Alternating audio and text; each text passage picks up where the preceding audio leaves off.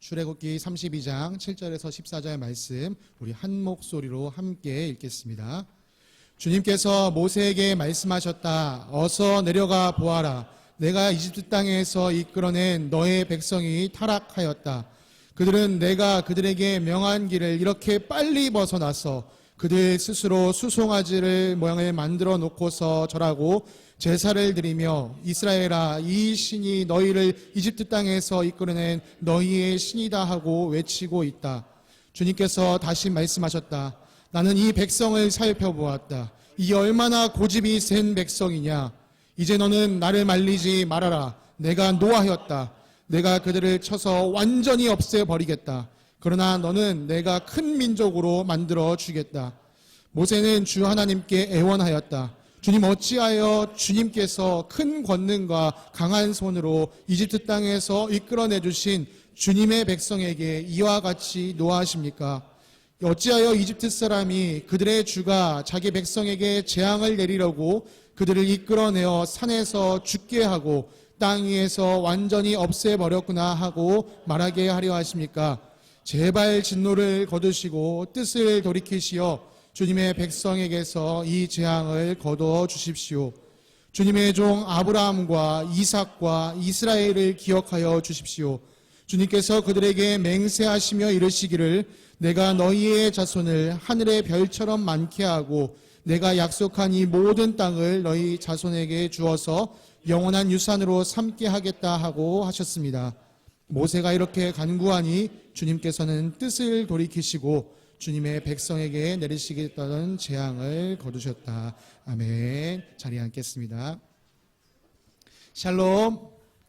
네, 주님의 평안이 사랑하는 우리 성도님들의 가정과 삶에 가득하시기를 간절히 기도드립니다. 참 오늘 반가운 얼굴들이 있어서 참 이 설교를 하기 전에 이미 벅찬 가슴이 주체할 수가 없는 것 같습니다. 우리 한진자매님도 오랜만에 함께 뒤에 예배하고 계시고요. 우리 하은자매도 함께 예배하고 있는데요. 우리 다시 다 같이 박수로 함께 또 환영하도록 하겠습니다. 또 제가 잘 뵙지 못했던 새로운 얼굴들도 계신 것 같은데 예배 후에 또 함께 교제 나눌 수 있으면 감사하겠습니다. 그리고 준우야, 목사님 설교하면서 계속 널 위해 기도하는 마음으로 설교할게. 우리 준우가 오늘 건강이 많이 안 좋은 것 같아요. 우리 준우가 또 건강 잘 회복할 수 있도록 또 예배를 통해서 하나님의 은혜를 누릴 수 있도록 여러분들 함께 기도해 주시면 감사하겠습니다. 이 불쌍한 초보 아빠를 도와주신 우리 길강원 목사님 덕분에 제가 지난주일에 안식을 잘 취할 수 있었습니다. 정말 진심으로 감사를 드립니다. 요즘 제게는요, 새로운 취미가 생겼습니다. 사진 찍는 것과 영상 찍는 것인데요. 피사체는 오로지 하나입니다. 네, 사랑하는 딸 하늘이 찍는 일에 제가 아주 그냥 온 관심이 쏠려 있습니다. 떨어져 있어도 보고 싶고 보고 있어도 보고 싶은 참 요상방통한 존재입니다. 제가 이 자녀를 이제 낳아 키우면서 하나님의 마음을 조금 알 것 같습니다. 우리를 바라보시는 하나님 마음이 그렇겠구나. 우리를 향해 끊임없는 사랑의 눈빛을 보내주시는 하나님의 마음이 그러겠구나. 사랑하는 성도님들은 하나님 보시기에 참 사랑스러운 존재이십니다. 여러분을 따뜻하게 바라보시는 그 하나님의 품 안에서 평안한 안식을 누리시는 오늘 예배 시간 되시길 간절히 기도드립니다.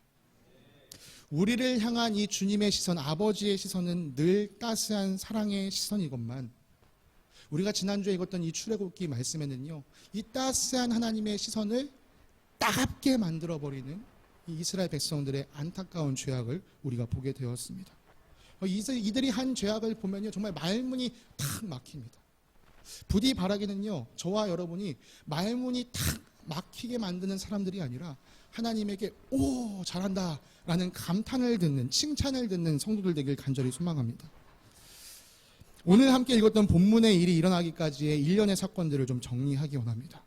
우리 지난주에 김 목사님께서 말씀해 주신 것처럼요, 이스라엘 백성은 하나님을 예배하기 위해 광야로 나왔습니다. 하나님께서 이 백성을 약속하신 가나안 땅으로 들여보내시기 전에 예배하는 방법을 가르치고자 하셨습니다. 그래서 이스라엘 백성은 가나안으로 가는 가장 빠른 길이 아니라 우회로로 돌아서 먼저 가서 예배하는 법을 배우고 있었습니다. 시내 광야에 이스라엘 백성이 이르렀을 때요, 모세는 시내산으로 올라가서 하나님으로부터 법을 받았습니다. 이 하나님 나라 백성답게 사는 법을 받았습니다. 그리고 그 법을 가지고 내려와서 백성들에게 가르쳤습니다. 그것이 이제 출애굽기 20장부터 23장 전반부까지 기록되어 있습니다. 여러분 모세가 산에서 탁 내려와서 백성들에게 하나님의 법을 탁 가르치니까요. 백성들이 어떤 모습을 보였냐? 출애굽기 24장 3절에 보니까요. 온 백성이 한 목소리로 주님께서 명하신 모든 말씀을 지키겠다. 여러분 정말 아름다운 반응입니다. 나는 이런 상황에 있어서 이건 지킬 수 있는데 저건 못 지키겠어요. 나는 저런 상황에 있어서 저거는 지키겠는데 이거는 못 지키겠어요. 이런 딴소리 하는 게 아니고요. 온 백성이 한 목소리로 예 주님 저희가 그 말씀을 지키고 따르겠습니다 라고 대답했다는 거예요. 지금까지 이 출애굽기에서 봤던 이 이스라엘 백성 모습 중에 가장 멋있는 모습입니다. 저는 이 모습 보면서요 진짜 박수를 쳐주고 싶었어요. 이스라엘 백성 멋있다. 정말 손이 닳도록 박수를 치고 싶었습니다. 제가 이런 감격을 느낀다면 이 모습을 실제로 봤던 모세는 얼마나 감격스러웠을까요? 와, 드디어 우리 민족이 하나님의 백성답게 세워지겠구나. 아마 이 감동이 차고 넘쳤을 겁니다. 저는 이어지는 24장 4절의 말씀에서 그 모세의 감동을 느낄 수 있었습니다. 모세는 주님의 모든 말씀을 기록하고 아침 일찍 일어나서 산기슭에 제단을 쌓았습니다.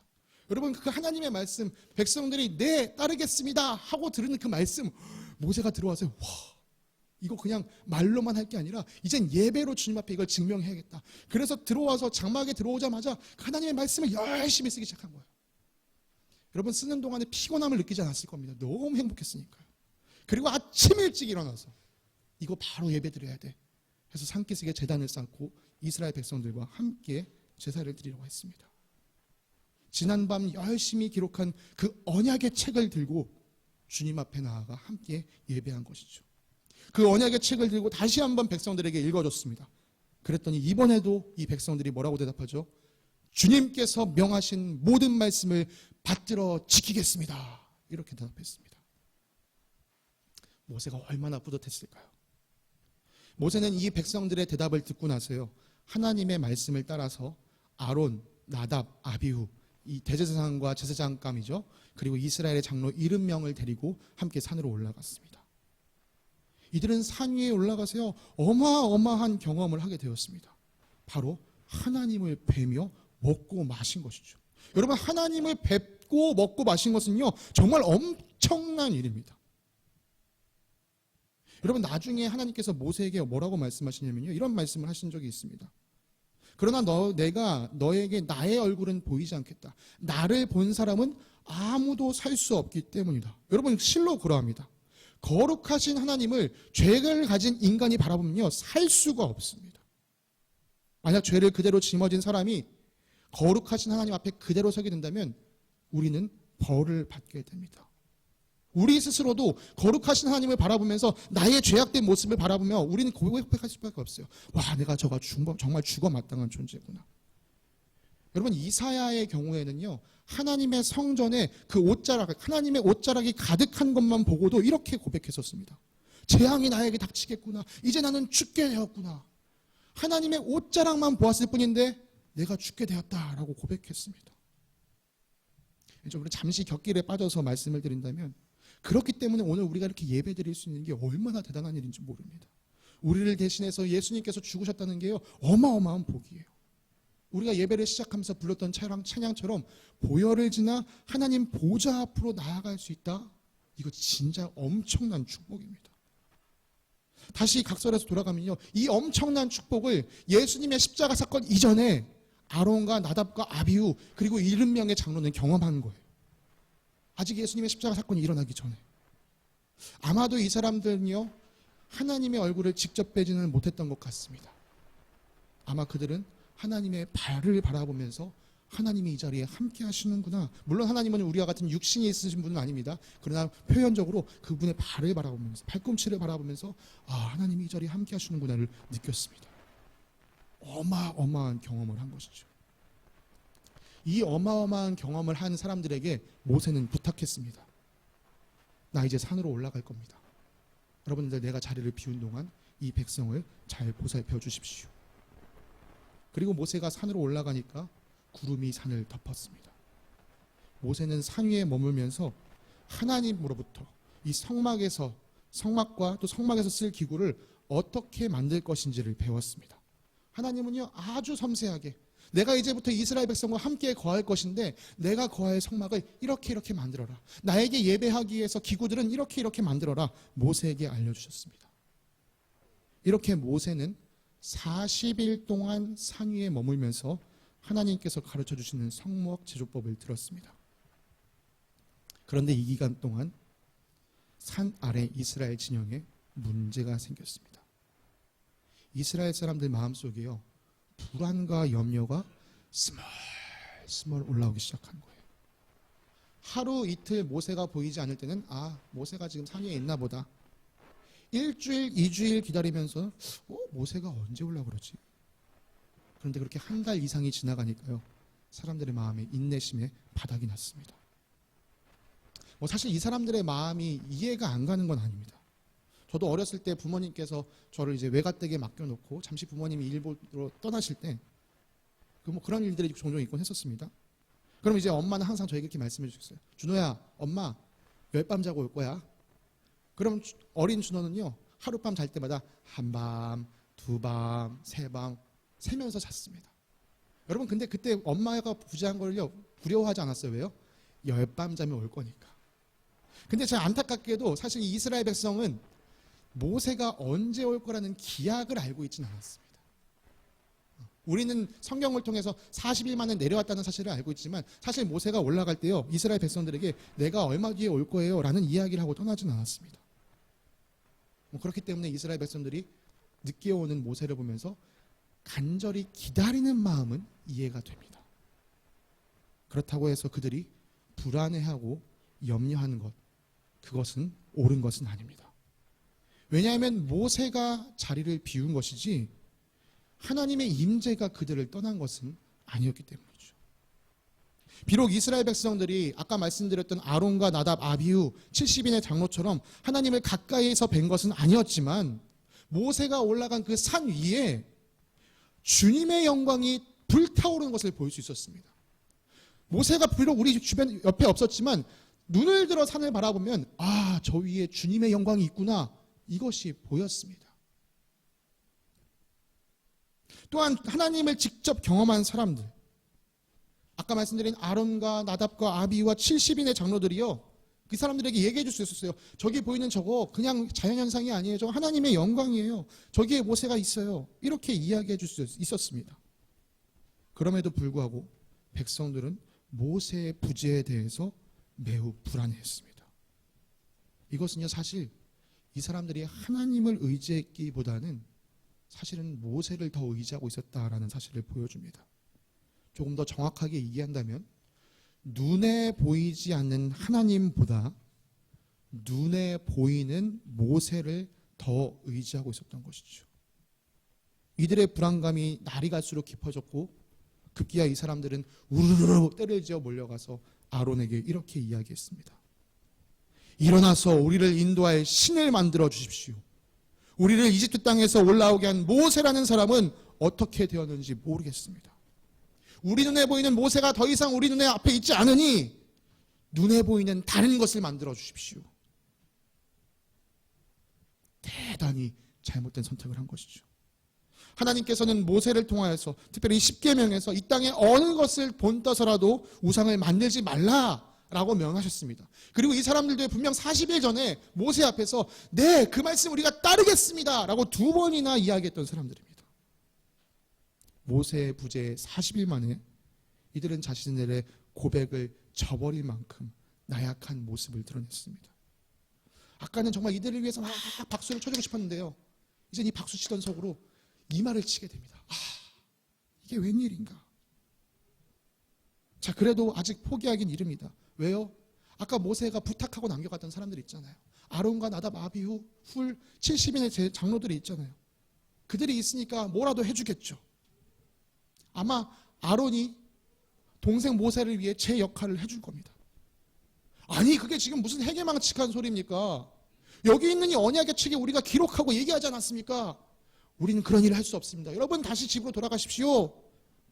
아론이 이렇게 얘기해 줬으면 좋으련만 아론은 아무 반박 없이 그 사람들의 제안을 수락했습니다. 아론은 사람들에게서 금고리를 받아서 그것을 녹여 금송아지를 만들었습니다. 그리고 그들이 보았던 다른 이방 민족이 신을 섬기는 해괴망측한 방식대로 이 금송아지 앞에서 제사를 드리기 시작했습니다. 산 위에 있던 모세는 산 아래서 무슨 일이 일어나는지 몰랐어요. 우리 이강용 집사님 다니시고 있는 이 삼성전자에서 만드신 갤럭시 울트라 이 좋은 핸드폰이 있었으면 막 이렇게 100배 좀 해가지고 와, 저 아래서 무슨 일이 일어나고 있구나 확인할 수 있겠지만, 모세는 그런 기술도 없었고요, 그런 능력도 없었습니다. 모세는 볼 수 없었지만 하나님은 산 아래서 일어나는 모든 일을 보고 계셨습니다. 그리고 모세에게 이렇게 한탄하셨습니다. 오늘 본문 말씀입니다. 어서 내려가 보아라. 내가 이집트 땅에서 이끌어낸 너의 백성이 타락하였다. 그들은 내가 그들에게 명한 길을 이렇게 빨리 벗어나서 그들 스스로 수송아지 모양을 만들어 놓고서 절하고 제사를 드리며 이스라엘아, 이 신이 너희를 이집트 땅에서 이끌어낸 너희의 신이다 하고 외치고 있다. 나는 이 백성을 살펴보았다. 이 얼마나 고집이 센 백성이냐. 이제 너는 나를 말리지 말아라. 내가 노하였다. 내가 그들을 쳐서 완전히 없애버리겠다. 그러나 너는 내가 큰 민족으로 만들어주겠다. 여러분, 이 이야기를 들은 모세는 진짜 깜짝 놀랐을 겁니다. 이게 무슨 소리야? 내가 분명 산 위에 올라오기 전까지만 하더라도 이스라엘 백성들이 정말 한 목소리로 주님을 따르겠다고 고백했었는데, 내가 분명 이 산에 올라오기 전에 형 아론에게 그리고 70명의 장로들에게 이 백성 잘 붙들어 달라고 내가 좀 부탁하고 왔는데, 근데 이게 무슨 소리야 도대체? 모세가 하나님으로부터 이 소리를 들을 때 얼마나 마음이 흔들렸을까요? 정말 정신이 혼미했을 겁니다. 지금 모세는 뭐라고 썼다고요? 40일 동안 하나님으로부터 하나님이 거하실 성막에 대해서 듣고 있었다고. 하나님께서 손수 써주신 십계명이 지금 자기 품 안에 안겨 있었습니다. 이제대로 내려가면 우리 백성 정말 하나님 백성답게 살겠구나, 이런 꿈과 희망에 차 있었는데, 하나님께서 엄청난 한탄을 하시는 걸 들으면서 모세 마음이 떨렸을 거예요. 근데 모세가 그 떨리는 마음을 탁 붙잡고요, 주님 앞에 바짝 엎드렸습니다. 그리고 이렇게 기도했습니다. 주님, 어찌하여 주님께서 큰 권능과 강한 손으로 이집트 땅에서 이끌어내주신 주님의 백성에게 이와 같이 노하십니까? 어찌하여 이집트 사람이 그들의 주가 자기 백성에게 재앙을 내리려고 그들을 이끌어내어 산에서 죽게 하고 땅 위에서 완전히 없애버렸구나 하고 말하게 하려 하십니까? 제발 진노를 거두시고 뜻을 돌이키시어 주님의 백성에게서 이 재앙을 거두어 주십시오. 주님의 종 아브라함과 이삭과 이스라엘을 기억하여 주십시오. 주님께서 그들에게 맹세하시며 이르시기를 내가 너희의 자손을 하늘의 별처럼 많게 하고 내가 약속한 이 모든 땅을 너희 자손에게 주어서 영원한 유산으로 삼게 하겠다고 하셨습니다. 정말 정신을 바짝 차리고 주님 앞에 기도했어요. 모세가 기도했더니 어떤 일이 일어났다고 오늘 본문 마지막 절에서 이야기합니까? 주님께서 뜻을 돌이키셨다. 하시고자 하면 모든 것을 하실 수 있는 주님께서 뜻을 돌이키셨다. 모세의 기도를 들으시고 이스라엘을 멸하기로 작정하신 하나님의 뜻을 돌이키는 이 살리는 기도가 모세를 통하여 드려진 것입니다. 여러분, 모세가 우리와 다른 특별한 능력이 있는 사람일까요? 그렇지 않습니다. 우리와 완전히 똑같은 사람입니다. 그런데 그런 모세를 통하여 드려진 기도가 하나님의 뜻을 돌리게 됐다. 저는 저와 여러분이 바로 그런 기도의 사람, 이 살리는 기도를 할 수 있는 사람이 되기를 간절히 소망합니다. 그래서 오늘은 우리가 이 기도의 내용을요, 조금 더 자세하게 살펴보기 원합니다. 어떻게 모세는 이 살리는 기도를 할 수 있었는가? 첫째, 모세의 기도의 중심에는요, 하나님이 있었습니다. 오직 하나님의 영광만을 구했습니다.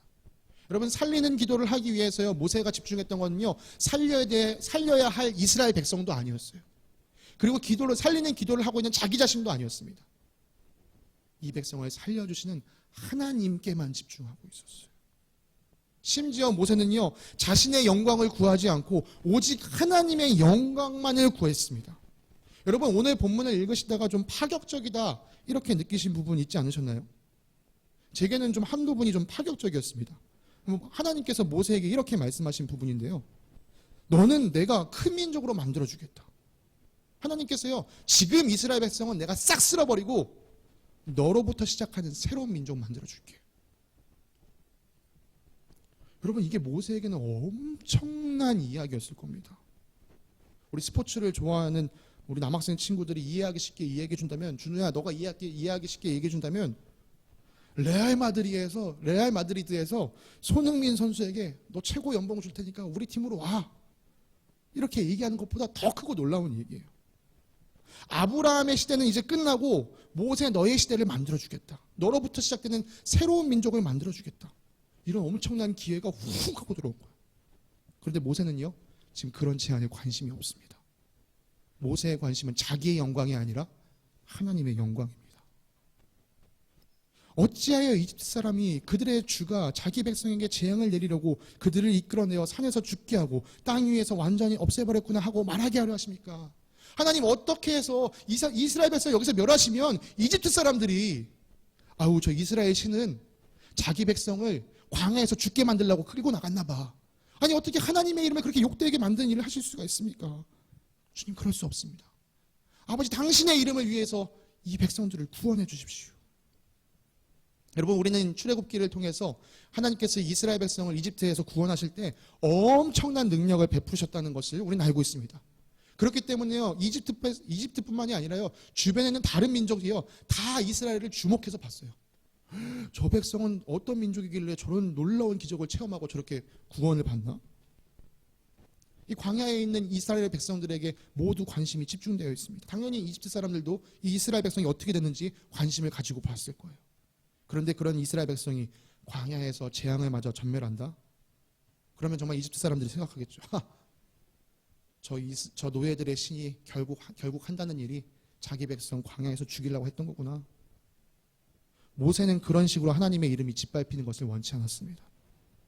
아무리 지금 이 기회가 나에게 가장 베스트의 기회, 가장 최고의 기회가 된다고 할지라도 모세는 그것보다 하나님의 이름, 그분의 영광이 지켜지기를 더욱 바랬습니다. 구원의 하나님께서 계속해서 구원의 하나님이 되기를 바랬던 것이죠. 그래서 모세는요, 하나님께 뜻을 돌이키셔서, 나에게 그게 아무리 좋은 기회가 된다 해도 주님, 그 뜻을 돌이키셔서 하나님의 영광을 위해서 이 백성을 구해 주십시오 라고 고백했습니다.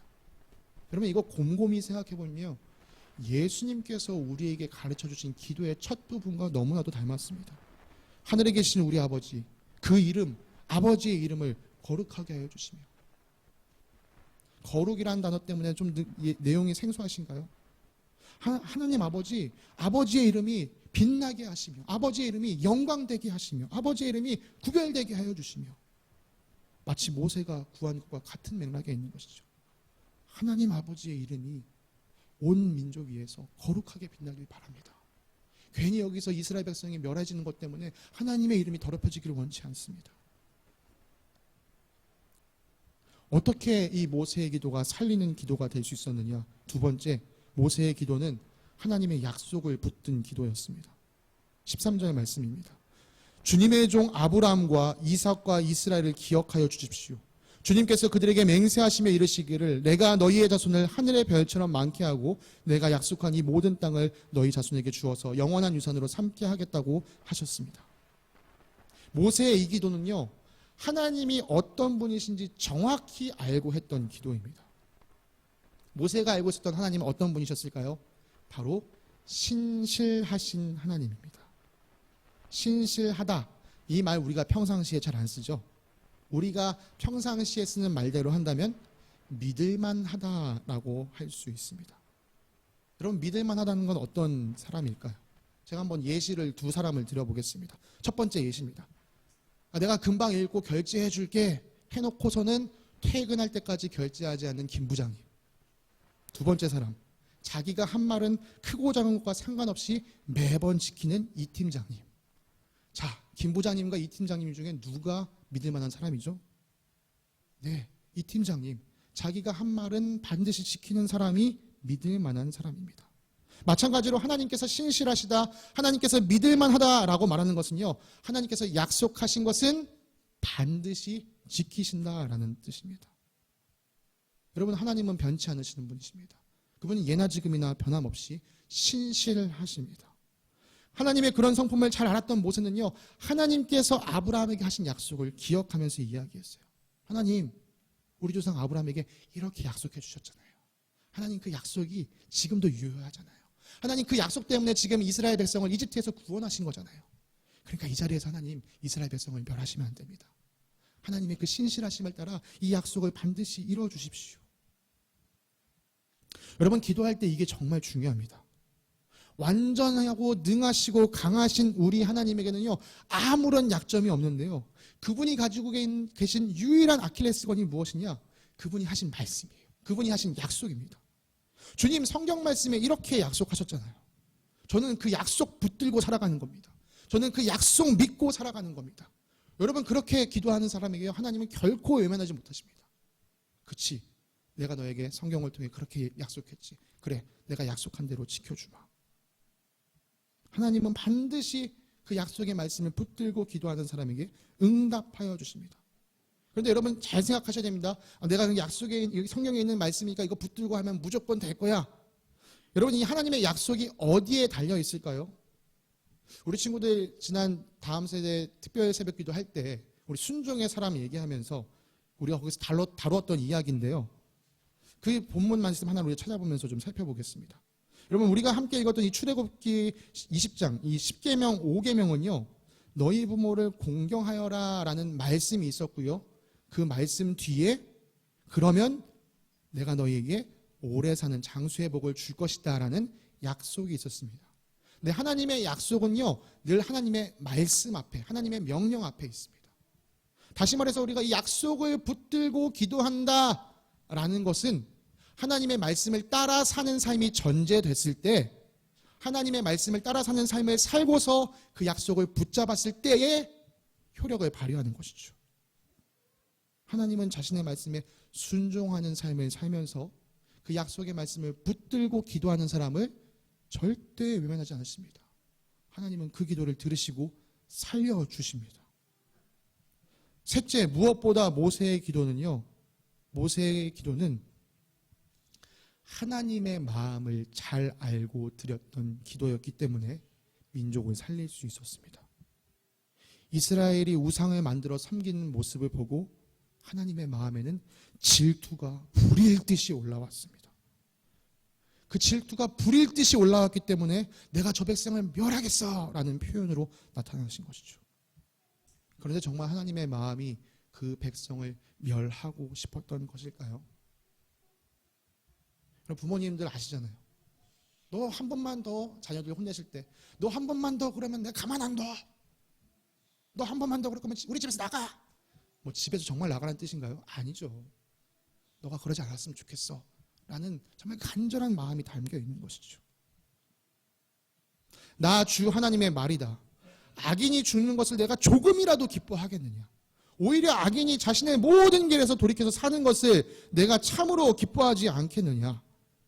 하나님께서는 이 이스라엘 백성의 배신을 보시면서 질투에 가득 차서 화를 잔뜩 내셨지만, 그럼에도 불구하고 하나님의 마음은 벌을 내려서 멸하는 게 아니라 용서하고 살리고 싶으신 마음이었던 거예요. 모세는 하나님의 그 마음, 하나님의 진심을 알고 있었습니다. 하나님께서 비록 모세에게 모세 너 나 말리지 마 라고 했지만 그 말이 정말 말리지 마는 게 아니라 날 말려줘 라는 뜻인 걸 알았던 거예요. 모세는 그 하나님의 진심을 향해 기도했습니다. 우리는 흔히 이 기도를요, 하나님과의 영적인 대화다라고 이야기합니다. 그래서 우리는 기도를 통해 우리 마음을 하나님께 털어놓는다라고도 표현합니다. 여러분, 근데요, 대화라고 한다면 내 마음을 하나님께 털어놓는 것만큼 중요한 것이 무엇이냐? 하나님의 마음을 나도 아는 것이죠. 하나님, 내 상황이 이래요. 그래서 내가 너무 힘들어요. 제발 나 좀 도와주세요. 이렇게 내 마음을 털어놓은과 동시에 하나님께서 이 일을 나에게 지금 왜 주셨는가? 하나님의 마음을 받는 것이 대화인 것입니다. 여러분, 우리가 기도하지 않아도 사실 하나님은요, 우리의 마음을 다 알고 계십니다. 반대로 여러분께 묻겠습니다. 여러분은 하나님의 마음을 얼마나 알고 계십니까? 기도가 하나님의 대화라고 한다면 하나님께서 내 마음을 알아주셨으면 하는 그 마음처럼 여러분도 하나님의 마음을 알기 원해야 합니다. 모세의 기도가 살리는 기도가 될 수 있었던 것은요, 아무도 알려 하지 않았던 하나님의 마음, 그 마음을 모세가 알고 기도했기 때문입니다. 예수님께서 우리에게 기도를 가르쳐 주실 때요, 괜히 하나님의 나라와 의를 먼저 구하라 라고 말씀하신 게 아니에요. 하나님의 마음을 먼저 알아야 우리가 어떻게 기도할 바를 알게 되기 때문입니다. 여러분, 이게 기도의 원리입니다. 여러분, 다시 한번 여러분들과 자녀 사이를 놓고 한번 생각해 보세요. 맨날 어떤 자녀가 나한테 얼굴 볼 때마다 아빠 나 이거 사주세요, 엄마 저거 해주세요, 나 이거 해주세요, 저거 해주세요, 맨날 이렇게만 얘기하는 아이가 있고, 어떤 아이는 내 얼굴을 빤히 바라보더니 엄마 오늘 무슨 일 있었어요? 엄마 제가 뭘 도와줄까요? 여러분, 이렇게 말한다면 어떤 자녀가 더 예뻐 보일까요? 볼 때마다 이거 해줘 저거 해줘. 그게 아니라 정말 내 얼굴을 바라보고 내 마음을 읽어주는 그 자녀. 물론 10손가락 깨물어서 안 아픈 손가락 없다고 하지만요, 정말 내 마음을 헤아려주는 그 자녀가 더 기특해 보이겠죠. 그 아이의 말을 더 들어주고 싶겠지요. 하나님께서 모세의 기도를 들을 수밖에 없는 이유가 바로 거기에 있었습니다. 야, 모세, 넌 지금 내 마음을 읽고 있구나. 정말 내가 이 백성을 멸하기를 기뻐하는 게 아니라 제발 살았으면 좋겠다는 이 마음을 너는 읽고 있구나. 그렇기 때문에 모세는 살리는 기도를 할 수 있었던 것입니다. 말씀을 마무리하겠습니다. 민족을 구한 모세의 간절한 기도를 두고 한 시편 기자는 이렇게 노래하였습니다. 그래서 주님께서는 그들을 멸망시키겠다고 선언하셨으나 주님께서 택하신 모세가 감히 주님 앞에 나아가 그 갈라진 틈에 서서 파멸의 분노를 거두어 들이시게 하였습니다. 모세의 기도는 하나님의 진노를 잠재웠지만 그것은 영원하지 않았습니다. 하나님과 사람 사이에 갈라진 틈을 완전히 영원히 메꾸신 분은 우리 주 예수 그리스도십니다. 예수님은 우리의 죄를 대신하여 십자가를 지심으로 우리를 향한 하나님의 모든 진노를 대신 받으셨습니다. 예수님은 우리와 하나님 사이에 허물어진 관계를 새롭게 만드셨습니다. 예수님을 통해서 모든 사람이 구원받고도 남을 충만한 은혜가 이 땅 위에 흘려졌습니다. 그래서 우리 아버지 하나님은요, 이제 이 예수님의 십자가 이후에 모든 사람이 그 구원의 진리를 얻고서, 그 구원의 진리를 깨닫고서 구원을 얻기를 간절히 바라고 계십니다. 안타까운 점은 하나님께서는 정말 이 모든 사람들이 구원에 이르기를 간절히 원하시지만 하나님의 이 진심을 거부하는 사람들이 있다는 것이죠. 우리가 하나님의 진심을 받아서 주님의 자녀가 된 것은 아직 이 주님의 진심을 받아들이지 못한 사람들에게 주님의 진심을 전하기 위함입니다. 우리 주변에 이 복음을 들어야 할 사람들이 너무나도 많습니다. 가족 중에서, 친구 중에서, 이웃 중에서, 직장 동료 중에서 그런 사람들이 있습니다. 여러분, 너무 많은 사람들을 한꺼번에 품으려 하지 마십시오. 정말 주님 앞에 구하시면서 한 사람을 마음속에 콕 집어보시기 바랍니다. 주님의 부르심을 먼저 받은 우리는요, 이 하나님의 진심을 헤아리면서 하나님의 약속의 말씀을 붙들면서 하나님 아버지의 영광을 위하여 마음이 완약하여 복음을 거절하는 자들에게 복음이 들릴 수 있도록 주님 앞에 납작 엎드려 간절히 드리는 기도, 그 살리는 기도를 하기 위해 우리는 부르심을 받았습니다.